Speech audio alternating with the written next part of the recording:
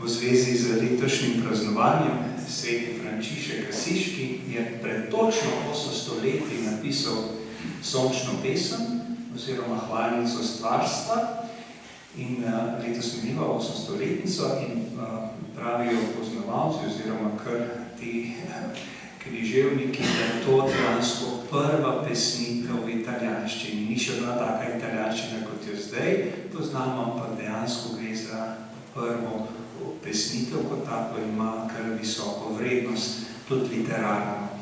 No, tole je zdaj tak spomin na Asizi in na svetega Frančiška in sončno pesem.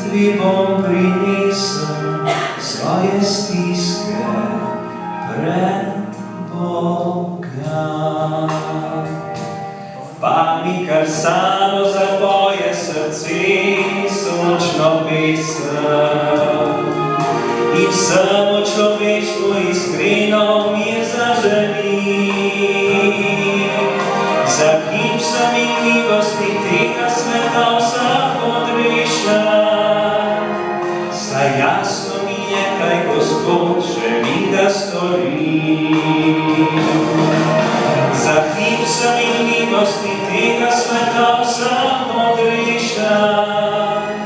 Saj jasno mi je, kaj Gospod želi, da stori.